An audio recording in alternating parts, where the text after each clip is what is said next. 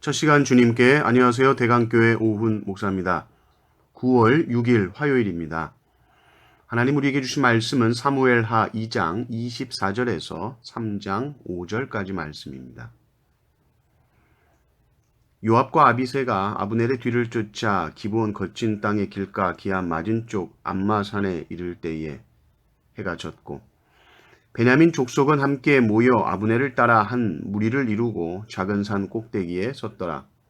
아브넬이 요압에게 외쳐 이르되 칼이 영원히 사람을 상하겠느냐 마침내 참혹한 일이 생길 줄을 알지 못하느냐 내가 언제 무리에게 그의 형제 쫓기를 그치라 명령하겠느냐 요압이 이르되 하나님이 살아계심을 두고 맹세하노니 네가 말하지 아니하였다면 무리가 아침에 각각 다 돌아갔을 것이요 그의 형제를 쫓지 아니하였으리라 하고 요압이 나팔을 불매 온 무리가 머물러 서고 다시는 이스라엘을 쫓아가지 아니하고 다시는 싸우지도 아니하니라. 아브넬과 그의 부하들이 밤새도록 걸어서 아라바를 지나 요단을 건너 비드론 온 땅을 지나 마하나임에 이르니라. 요압이 아브넬 쫓기를 그치고 돌아와 무리를 다 모으니 다윗의 신복 중에 19명과 아사엘이 없어졌으나 다윗의 신복들이 베냐민과 아브넬에게 속한 자들을 쳐서 360명을 죽였더라. 우리가 아사엘을 들어올려 베들레헴에 있는 그의 조상묘에 장사하고 요압과 그의 부하들이 밤새도록 걸어서 헤브론에 이른 때에 날이 밝았더라. 사울의 집과 다윗의 집 사이에 전쟁이 오래매 다윗은 점점 강하여 가고 사울의 집은 점점 약하여 가니라. 다윗이 헤브론에서 아들들을 낳았으되 맏아들은 암논이라 이스라엘 여인 아히노암의 소생이요 둘째는 길라압이라 갈멜 사람 나발의 아내였던 아비가일의 소생이요 셋째는 압살롬이라 그술왕 달메의 딸 마가의 아들이요 넷째는 아도니아라 학깃의 아들이요 다섯째는 스바디아라 아비달의 아들이요 여섯째는 이드르암이라 다윗의 아내 에글라의 소생이니 이들은 다윗이 헤브론에서 낳은 자들이더라. 아멘. 사울의 남은 자들과 다윗 사이에서 이 분쟁이 일어나고 있습니다.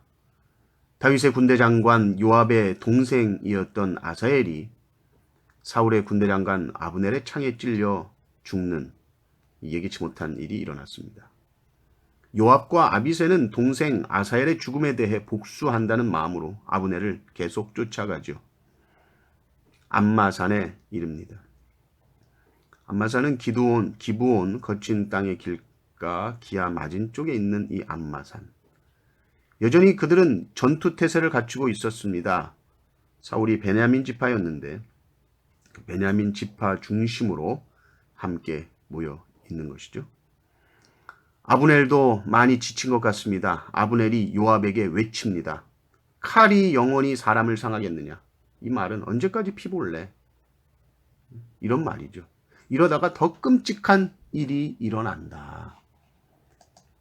지금 아브넬이 이제는 싸움을 그만하고 싶은 모습이죠. 수세에 몰리게 되니까 슬쩍 꼬리를 내립니다. 휴전하자. 네가 명령해서 이제 우리 좀 그만 쫓아오게 해라. 그렇게 말을 합니다. 아브넬이 꼬리를 내리니 요압도 그 말을 듣고는 수용합니다. 그러면서 아브넬에게 책망 섞인 말을 합니다. 애당초 네가 그런 쓸데없는 말 하지 않았으면 청년들이 죽는 일도 없었을 것이요 이렇게 많은 사람들의 피해도 없었을 것이다. 칼싸움이 없었을 것이고 다 평안히 집에 돌아갔을 거 아니냐. 그리고는 요압이 나팔을 불어서 휴전을 합니다. 그리고는 백성들을 헤아려 보니까 다윗의 신복 중에 19명이 죽었어요. 또 아사엘도 죽었고요. 다윗 쪽은 360명이 죽었습니다. 자신만만하게 전쟁을 걸어온 쪽이 더 많이 희생되었죠. 그러면서 성경 저자는 정리를 해줍니다.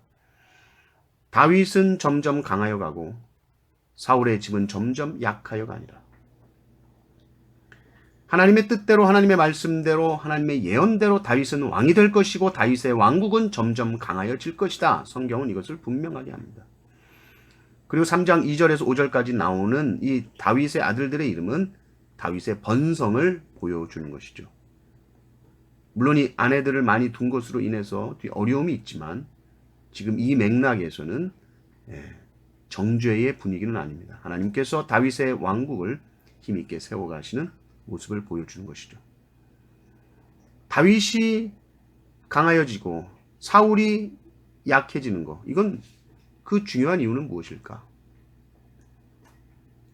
사울에게는 이미 하나님의 신이 떠났습니다. 다윗은 하나님의 기름 부으심으로 이제 왕이 되었습니다.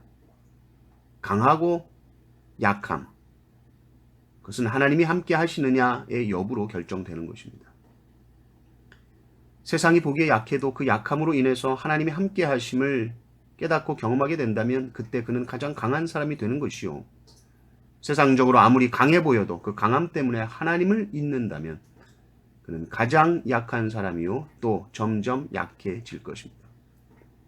그리고 이것은 우리의 개인의 영적인 삶에도 적용될 수 있습니다. 우리는 늘 우리 안에 있는 죄의 세력과 싸웁니다.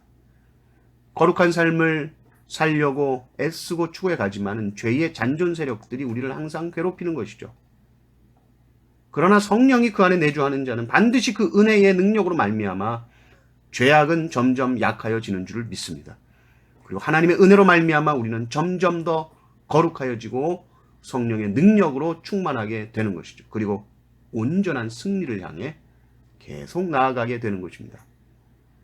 다윗의 왕국은 영원할 것이다 라는 주님의 약속처럼 우리는 그리스도의 십자가의 능력으로 반드시 승리하며 영원히 승리할 줄 믿습니다. 말씀과 기도로 항상 충만하십시오. 다윗 왕국의 모습이 우리의 영적인 모습이 되기를 바라고 더욱 강하여지시고 또 강하여지시는 우리 성도님들 되시기를 주님의 이름으로 축원합니다. 아멘.